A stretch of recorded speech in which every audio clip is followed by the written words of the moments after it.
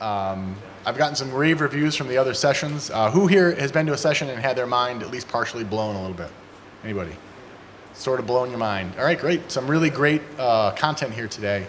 Again, thank you to Noel and everyone that worked to bring this event off. I'm really happy to be here to talk about something that I consider to be really important to the world of civic technology and the world of open data, and that is data standards. But it's really, standards is just kind of a piece of what we're going to talk about today.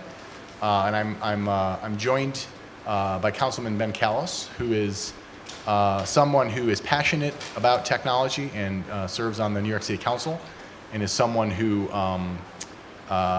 is a member of our community, is a member of the data community and the technology community, and is someone who has scaled the castle wall, if you will. And you know, we hear a lot about technologists that are working in government today, but we don't hear an awful lot about technologists that are in the legislative branch working in government today. So that's it's exciting, it's important, and we're really happy to have him here to talk to us today as well. So I'm gonna talk to you about three important and interconnected concepts. And together, when you lump them all together, I sort of look at these as the three concepts that are going to map us into the future of civic technology, into the future of open data. In no particular order, these are foundationally things like open data. Who here today has talked about open data?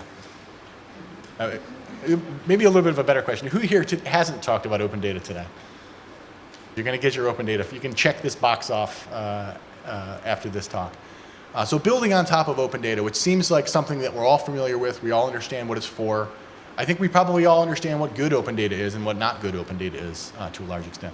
I want to talk about open standards. I want to introduce this concept of what are data standards and why, as people who care about communities and people that care about cities, why do we care about that?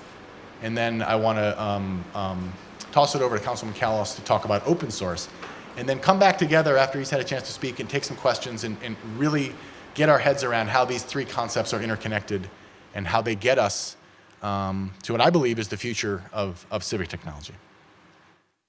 So standards is the piece that I think probably raises heart rates the least of these three. There are people who are passionate about open data. I'm someone who is passionate about open data. My professional career for the last 5 or 6 years has been focused almost exclusively in one form or another on open data, working both inside and outside government to try and get these governments to release open data.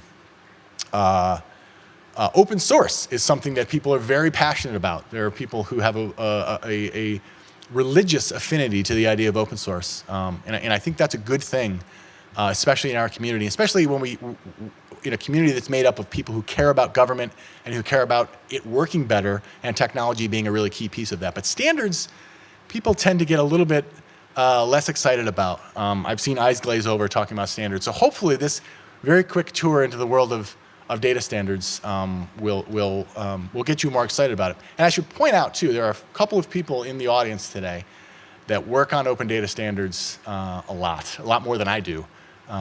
They're here. They may jump in with a question at the end. I hope they do. So you should know that there are some people around. Somebody mentioned it in the keynote today that it's the conversation in between the talks where the real learning will begin. Well, we have people here today that have been working on data standards for an awfully long time and can really help you understand the important role that they play. Okay, so what is a data standard? What am I talking about? Well, this is something that comes from the Center for Government Excellence. This is a new group that is operating out of Johns Hopkins University. It is part of a collaborative collection of organizations that make up an effort called What Works Cities. So it's an effort to bring an awareness of data and the power of data to 100 mid-sized cities across the country. So when we look at big cities like New York, we see most of them embracing data in some way. Most of them, if not all of them, have. I think all of the top 10 most populous cities in this country have open data portals. We see cities like New York and Chicago and Boston doing really innovative and groundbreaking things with data analytics. So it's a real awareness of the power of data and the ability to use data to make smarter decisions, to better allocate scarce resources. We see this a lot in big cities, primarily because big cities have a lot of data. And you can answer some really gnarly questions with that data. Where we see a really big drop-off in that awareness and that use of data is in mid-sized cities and particularly in small cities. We see that consistently across the country. So this is an effort, and I'm not affiliated with them, I don't want to speak for them, but it's an exciting effort to bring this same level of awareness to mid-sized and small cities across the country. And this is their definition of what they refer to as a civic data standard, something that's open and collaboratively developed, and it promotes interoperability. And these are things that I believe are critically important to how cities will use data going forward. So let's talk about what they are, because we have some pretty good examples. Who here has heard of Open 311? Raise your hand if you've heard of that. Who here has heard of Green Button or Blue Button? All right, all right. By the way, this is a list that comes from the Center for Government Excellence. I'm not sure if this is a complete list, but it's pretty complete. There's a whole bunch of stuff up here. Who here took public transportation to get here today? So you probably use some sort of an app to do that, to catch your train or your bus or trolley or whatever mode of transportation you used. You probably consumed GTFS or General Transit Feed Specification data today. So these are all standards that are in various forms of maturity. And some of them are being used regularly. Some of them you're using and you don't even know you're using them. And this is really where things get interesting and things get powerful in the world of civic technology when we have standards.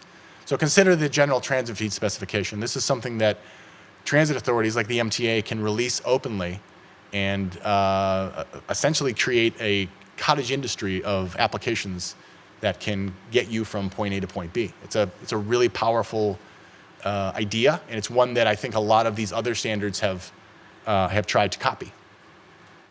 So I'm going to talk to you about one in particular. This is the Building and Land Development Specification. So I work now for a company that provides software to mainly to city and county governments. And we did an internal analysis last year to look at how much of the US population was using our software for building permits. And it turns out that about a quarter of the population of this country uses our software to issue building permits. So this is an area that we have deep interest in and a lot of expertise in-house. So this is we're a private company. We're not a public company yet, but we're interested enough in this standard to want to work on it. And there are some companies in New York that are also interested in this.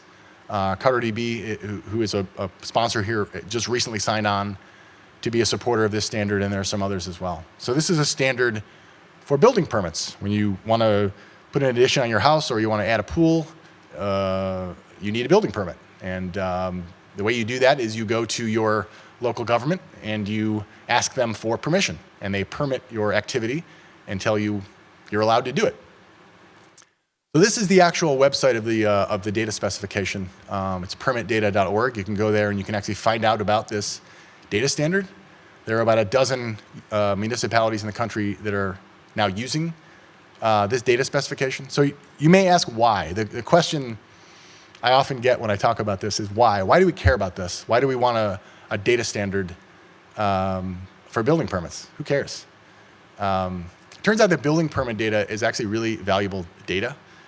Building permits can tell us an enormous amount about communities and about cities. We can start to think about how gentrification occurs in cities by looking at building permits. We get a pretty good proxy for the economic health of an area from building permits. And we can now actually start to look across jurisdictions and compare them one with the other because we have a standard data set.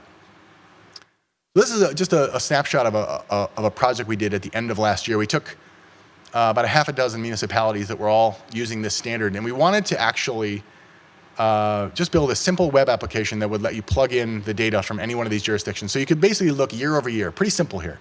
Let's look year over year at building permits that are issued in these jurisdictions and see what's happening. One of the things we worked on quite extensively with this group was, what do we call these things? What do we call these permits? What are they for? We need to standardize our definitions. We need to standardize the states that these permits go through when they're in the various states of approval. And when we do that, and this is a bit of a compromise, this is the tricky part about standards, it requires compromise, we can now look across jurisdictions. You're looking at Tampa, Florida. This is Tampa, Florida, 2015 over 2014, the building permits that they issued. And you probably see something rather interesting in the top half, in the top graph. See that in Tampa, Florida, they issued 25% more building permits year over year in 2015. So that suggests that there's quite a bit of development going on in Central Florida, which you'd expect. A lot of people moving south. We expect a lot of building in this area, so it does make some sense.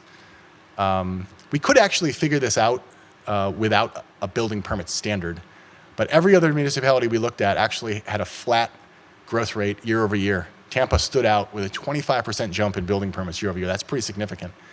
So by having a building standard, we were able to identify this immediately. We could see that Tampa, Florida was an outlier among jurisdictions. Now you may think initially, as I did, that because Florida is warm, Florida is a place where people that don't like the winter flock, you would expect to see a lot of building development. When we actually dug in and looked at this, it turned out that I think we found press releases from March of 2015, so early in 2015, from the city of Tampa and the county that Tampa is located in. They actually began cracking down on unpermitted development. So this doesn't represent development that wasn't happening. It represents development that wasn't permitted, which is kind of a different thing. But it was interesting and it's important. And the data actually brought this out. We're able to identify this trend quickly and easily because we have a standard that lets us look across jurisdictions and try and figure out what's going on. Where we see this going in the same way, in the same direction as GTFS for transit data. Unpermitted work is an issue in every city in the country. And when permits are not issued, that means buildings get built without building inspections. Does anybody know what a building inspection is?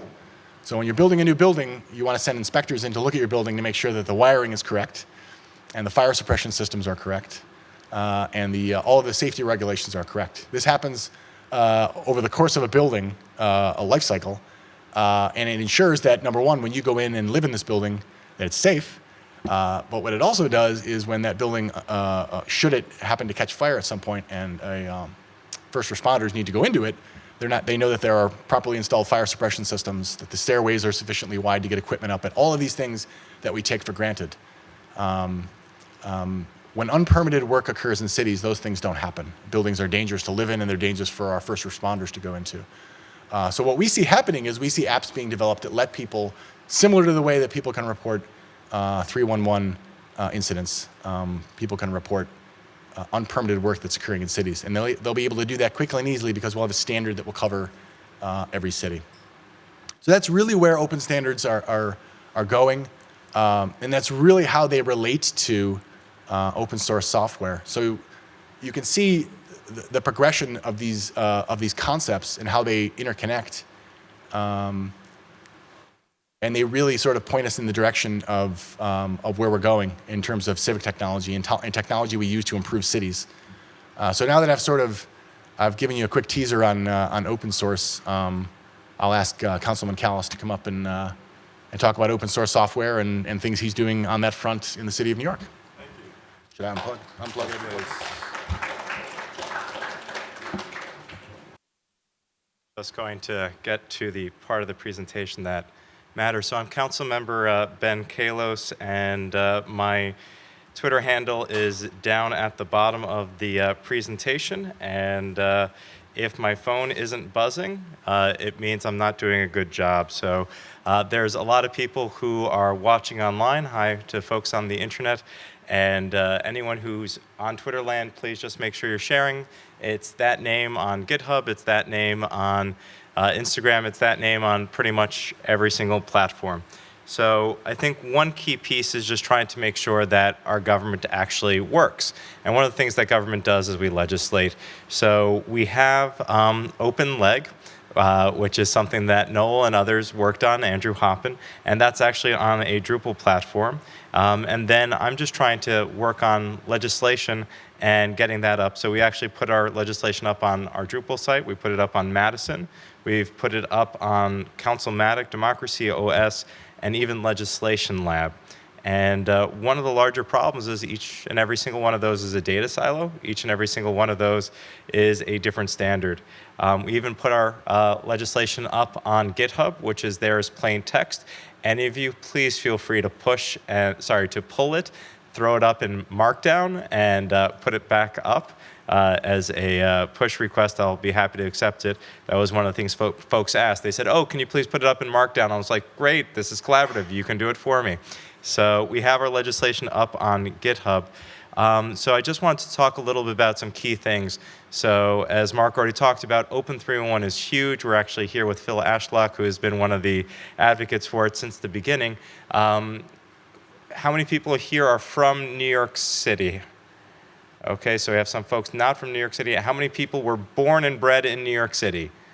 Okay, and then how many of you come from jurisdictions that don't have 311? So as you can see, this is something we all take for granted. It's not something that we have everywhere, and in fact, it's a different number when you go to other countries. But 301 is really this great idea, and if you don't have it where you are or where you come from, one of the best things you can do is bring Open 301 back to your jurisdiction, because most places, has anyone seen a phone book recently? Anyone? I see one person nodding. So the phone book, anyone ever heard of the Blue Pages? Can I see a show of hands of the Blue Pages?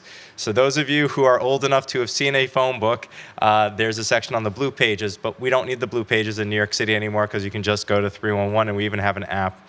Another piece is legislation.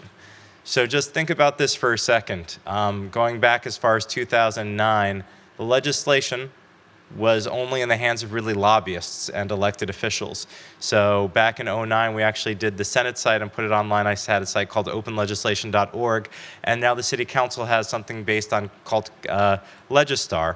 But ultimately, we don't actually control. The City Council doesn't control, and the people doesn't control our legislation. So we've actually introduced a rules reform to open it up, but the problem is we don't have a competing vendor that isn't Granicus.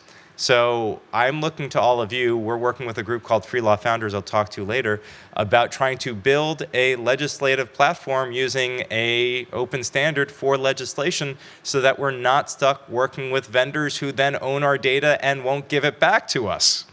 So along those lines, we do a lot of live streaming in the City Council. Gail Brewer introduced that law and made it happen. We're live streaming this event. You can either do it through a very expensive group. You can also work with a small group called ISOC, and I think I saw Jolie somewhere. It is not a tech event in New York City if Jolie McVeigh is not there. Thank you for live streaming. But trying to work with that, and one of the things is trying to figure out what do live streaming standards look like, how do we make it work?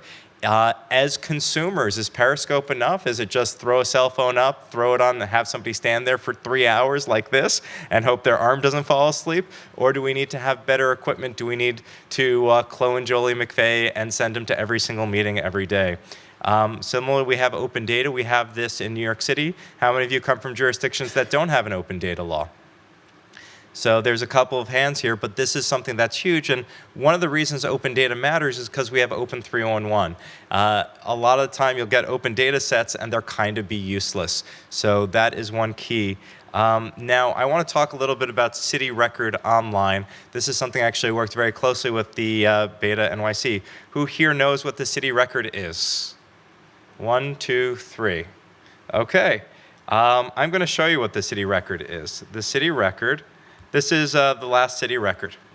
This is the most important newspaper you've never read.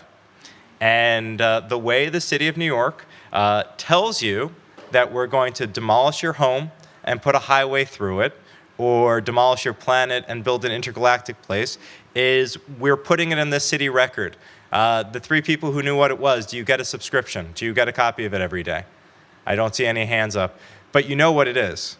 You're citizens of this city. You know what the City Record is. How dare you not read it every single day? Read it cover to cover and make sure you know whether or not they're going to take your property away from you. So I'm just scrolling through it. And so it's got really great things where it explains what they're doing in really user-friendly language, like applicant Orissa Realty Co. X LLC, owner, subject, applicant May 8th, variance section 72-21 for a height setback, so forth, or C6-4 zoning. and no one knows what this is. So I introduced a law saying this should actually go online. And we actually launched an award-winning website where now we've got it in computer-readable format, which is a great first step. And so now we've got it on open data. And how many people are using this open data feed now that we can actually use it? So I see one hand up, 2, 3, 4, 5. So, but the problem is in here, we've got kind of this data set in this flat file. And then in certain places, it's a lot of text here. And this is where we kind of need your help because there's a lot of empty fields here. And there's one that actually matters a lot, which is this additional description field, which just goes on forever. And we actually need to normalize the data. We need to work together. We've been working with BetaNYC on trying to do Python scripts that can go through and normalize the data. We've been trying to work with the federal government on different things. But how do we take this and turn it into something that can go here on your phone? Because all I've wanted since I was a regular resident, a community board member, is I care about my block. I care about my backyard. Maybe I care about across the street. And all I want to know, what is my city doing on my block? What is my city doing in my neighborhood? And give me an alert. And I don't care about Con Ed. Maybe I do. If they're going to turn off my power, I care about Con Ed. If the city is going to put out a permit on a new park in my neighborhood, I want to know about that. And the way it's currently being told to us is through this city record, maybe. And even as an elected official, I still don't find things out. The way I find out is sometimes a vendor will call me, sometimes somebody who's really, really plugged in and reading this. Usually it's a lobbyist, but the goal is to try to fix it. So the thing that I would like to do and would like to work with you, this is the thing I would love to, my legacy accomplishment is I'd like to create open schemas around our legislation.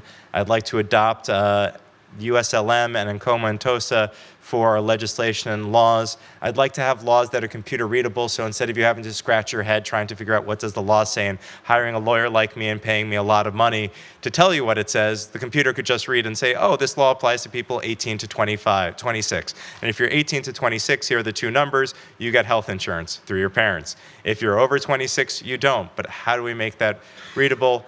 And then what I hope might be the silver bullet for civic engagement is how do I turn this into something that is useful so that a person can get that alert on the phone and then be told the way you engage in this is you show up at a hearing for 8 hours. Or how do you engage with this guy up here who's saying horrible things you disagree with? You show up on election day. And you have to do this, that, and the other thing, and you have to register, and you have to be a resident of his district, and so on and so forth. But what is our schema? What is our framework for civic engagement? And how do we educate all of us and make it easy for computers to access? And so that is my piece. And I think the last two pieces that I just want to touch on is just I have two bills. I'm a free and open source software developer. I'm a special interest in my own right, per se. And I want the federal government spends $80 billion on software every year. The city of New York's budget just became $81 billion. The federal government is spending more on software than the city of New York is spending on all of our services combined almost. And all of that is going to vendors like Microsoft and IBM to license the same software they built 30 or 50 years ago. And what if we actually poured all of that money into things like Drupal? And we actually saw that in Drupal, Acquia. It is now a generation ahead of where it should be because the federal government is spending on it. And so what if the city did that too? And what if cities did it all over? And instead of paying for the same software over and over again, we did. So I introduced a Open Source Preference Act. And then the other piece of it is way back in around 2009, there was a group called Open Plans. Phil Ashlock was involved in it, and they had an idea because we really didn't have GitHub back then. I think people were using CVS back then. Were people using people still use CVS, but CVS is not a drugstore in New York City. It is a version control system. We didn't have GitHub yet. So the second piece of legislation is creating an osalt.org like catalog for New York City. New York City employees, for New York City residents who are like, I want to use something. Maybe the city has a free and open source software package that we're using, so we don't have to buy something new or leverage from somebody else. The name for it was Civic Commons. It got picked up by Code for America. Now it's kind of in limbo. I am technology agnostic. I just want to make sure that when you're a resident or a city and you want to solve a problem, you're able to see what other people are trying to solve that same problem. And so together, whether it's building the schemas or building the software, I just want to make sure that we actually are not all reinventing the wheel, but working together to fix it. So I will now take questions with Mark.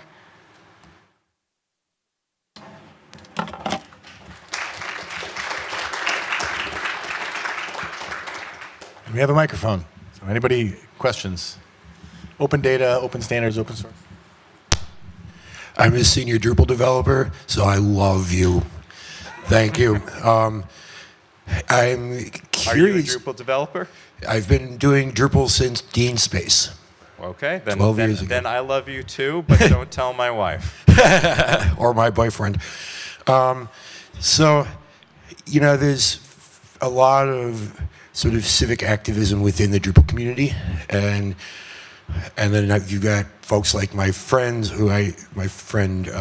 Kirsten Begard, who I actually just tweeted her username to you because she's head of the Drupal for Gov group in DC. I'd like to know more about how we can kind of connect all these people together and find ways to collaborate and really kind of pull the procurement process out of this picture, because we saw how destructive that was in healthcare.gov, and we've got a whole community here that's really great at this stuff, and they're not being tapped. So great questions. So first, Drupal has been one of the, so let's just start with where it is, and sometimes I'll say things you may not like hearing, but it's just the truth. So government is broken, and the vendors are part of why it is broken. And when you have a vendor competing against a project, they're competing against other vendors. So one of the most disappointing, good things, but disappointing, is when I did a Free and Open Source Software Act, there are no lobbyists for open source. I called Acquia and said, Acquia, will you come and lobby on a bill? And they're like, no, we're too busy building websites. I reached out to Collabora and I said, can you come and lobby for LibreOffice? And they're like, no, we're too busy building LibreOffice. And supporting our clients. So I think one of the things, has anyone ever been to a Drupal meetup? It's one of the few meetups you go to where people aren't there looking for a job. Most people at Drupal have a job. Most people at Drupal will say we're hiring more Drupal developers. And so one of the things is we really need the Drupal community, the software community. It would be helpful, and we have Noel, we have some other key members of the community that are willing to look up from their code and interface with government in the 1.0 that it needs, which is showing up to a hearing or putting it on a procurement and trying to do it. We have a multi-million-dollar 3-in-1 procurement currently, and it looks like it's a fight between Oracle and Microsoft. And I've asked Donald Lobo at CRM, like, can Civi CRM put in a bid? But like, we are nimble, we're small, and as a result, we're not in a place where we can do it. So making sure that people who are in free and open source get big and get to a place where you're in Acquia or whatnot, so that you can start bidding on some of the big projects. Or phase two. And then I think, yes, but like, get big and start bidding and hire lobbyists and get involved in the procurement process so that we can start fixing it. I'm sorry to say, like, get involved in the corruption and the mire, but like, that's the short term. I'm going to try to fix things in the long term, but for now, we need everyone here, any free and open source software developer, to be bidding on every single project so that we actually have it. Most of the time, we have no free and open source bid. My kind of problem that I run into is we don't hear about these projects. So if you are reaching out through standard channels, it won't get noticed. But if you, let's just say you tweeted it out with the Drupal hashtag, you just got a whole bunch of people that you didn't know were out there. So I will challenge all of you, just because I'm no longer able to write code as much as I wish to. Hop on Google City Record online right here. We have procurement solicitations. We have a data feed just on this. And if we can make this useful and make sure that anytime it's there, we are feeding it around to folks, and maybe through the BetaNYC group, maybe through the New York Tech Meetup group, we get that out there. You're correct. Most people don't know about it, and I've worked to get free and open source developers to bid on certain projects, and even I couldn't find them because people wouldn't tell me. I found out because I asked at a hearing. I just wanted to follow up on what Ben was saying. If you are a software developer or you want to work on an open source project, Jen Polka mentioned it in the keynote this morning. It's called Civic Tech Issue Finder.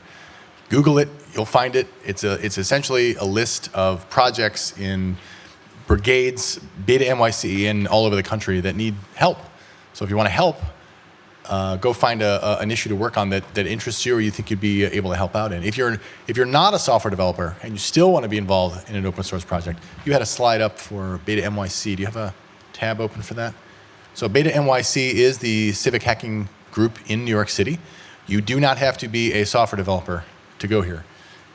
In fact, you'd probably be very welcomed if you weren't, because they like to have a diverse set of perspectives. It's a very welcoming and open group. They'd love to have you. So if you're at all interested in working on something as part of an open source team, check out BetaNYC.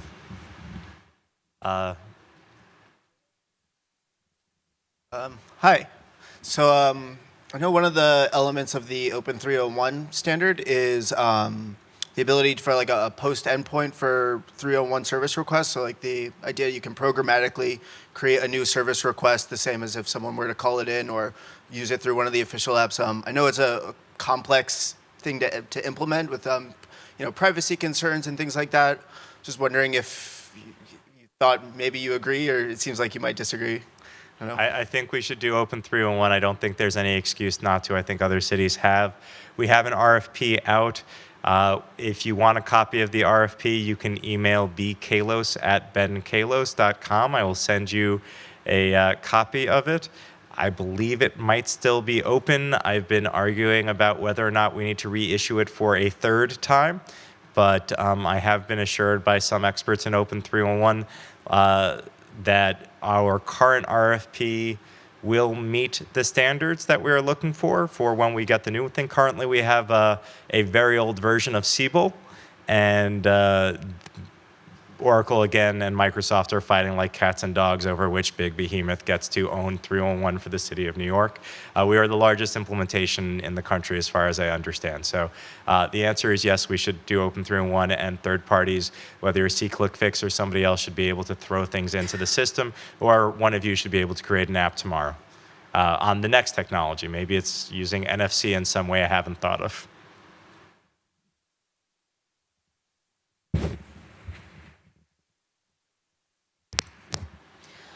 So I'm going to keep this question broad and follow up afterwards.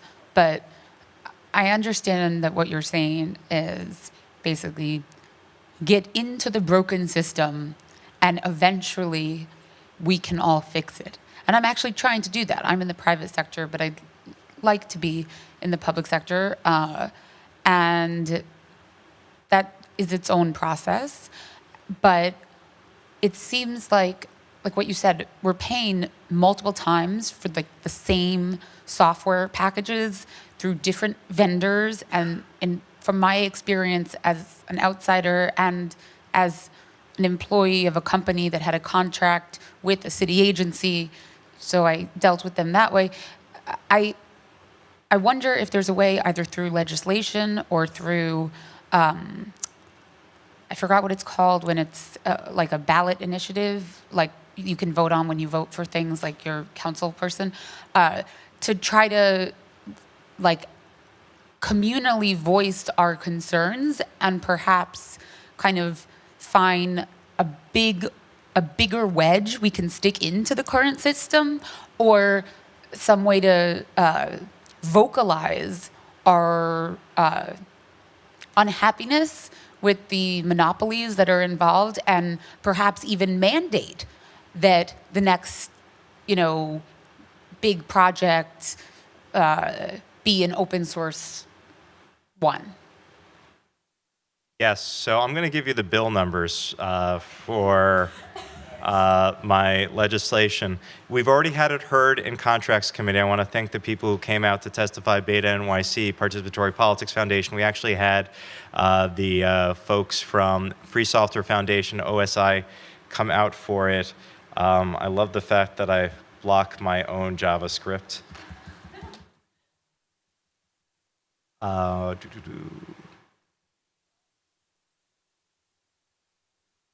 So it's Introduction 365, Introduction 366. If you go to the City Council website, you can identify who your elected official is, and you can ask them to sign onto it.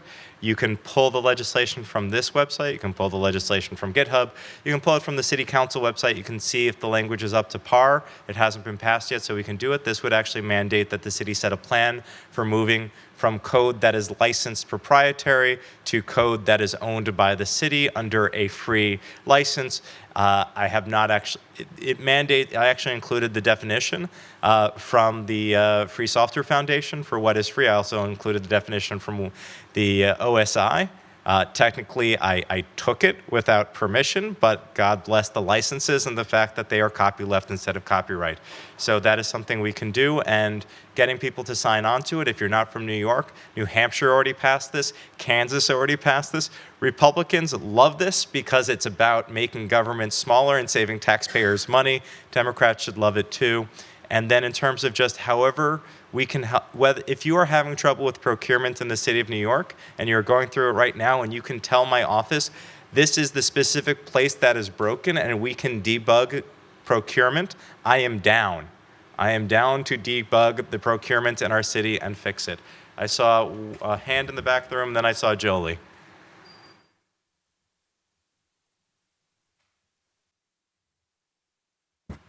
Hi, thank you both for an incredible eye-opening presentation. I'm a long-term urban planner for the New York metropolitan region, so thinking what New York will look like in 25 years, and not just New York, Long Island, Connecticut, etc. And sort of a quick question and a comment. First of all, data, just following up on the building standards. I mean, I think building permits, we need data on land use, on zoning, that's standard. I mean, I think that's amazing what you're doing. It's incredible and definitely eye-opening. We always struggle with Long Island and Connecticut and getting the whole set of land use related data that sort of needs to be standardized. So just throwing it out there, and I'd love to continue the conversation later. The other comment is that we don't just need lobbyists, I think we need more advocates that are thinking through, because as a professional who's trying to connect the dots to urban planning proposals and the whole open data movement, it's really hard to sort of find the information.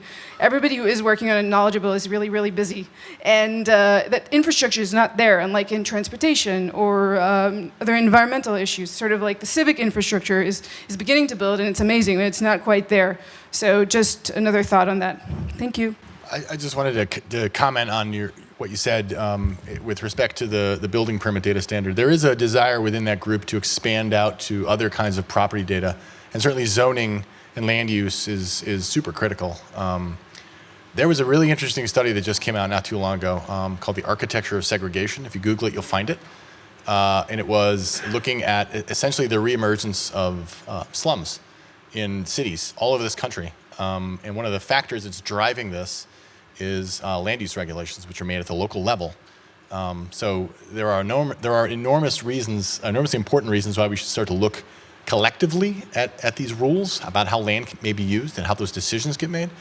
So I totally agree with you. One of the things that has come up as part of this standards discussion is who has the authority to make a standard?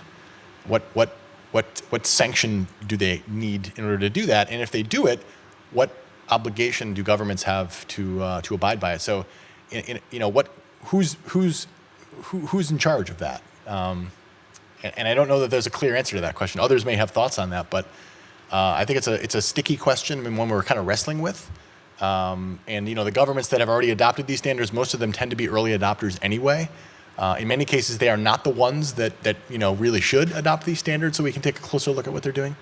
But excellent point, really thorny issue, and hopefully we'll work that out soon. Forgive me for saying the word lobbyist. I think it's a bad word. I think lobby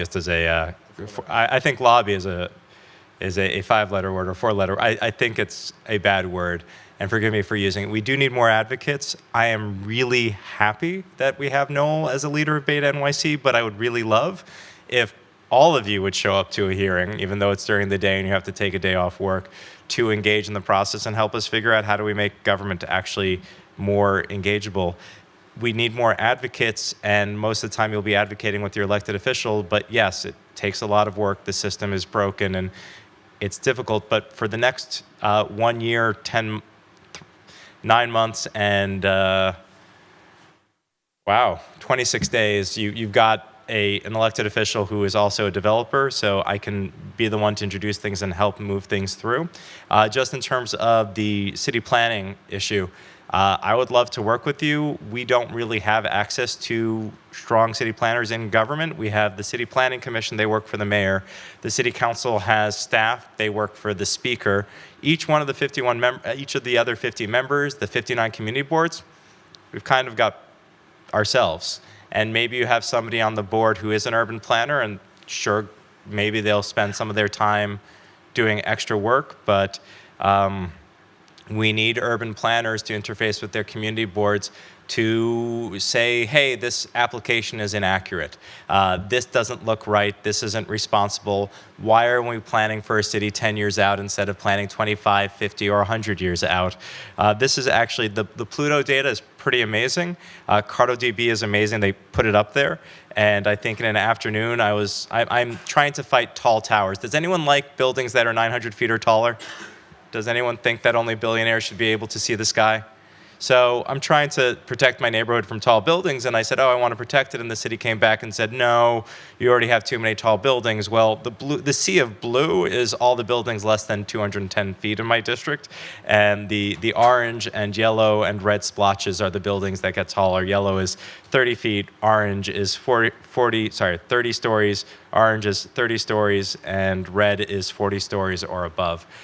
There's one 50-story, but these kinds of tools and able to visualize are amazing. Jolie, I think we are over, but I'd still like to take your question. My question is about, in terms of openness, is about accessibility, and not in terms just of the disabled, but in that a lot of stuff goes on in meetings, and you were talking about how good it would be to stream those meetings, but transcribing the meetings and having that data of what was actually said in the meetings available, doesn't it need some kind of movement like Gail did on open data to make that kind of thing happen? And why don't we have like Granicus does in LA and San Francisco, where you can search for something and it pulls up the video? I agree. So I'm not exactly sure how Granicus does what it does. We have a company called New York City Media. They're responsible for all the New York City Media produced content, including city council hearings. The city council pays for a professional transcriptionist. It is an official record, and you can pull down transcripts. They are not Google searchable because Google can't penetrate into the Granicus website far enough, and it's also not... Right.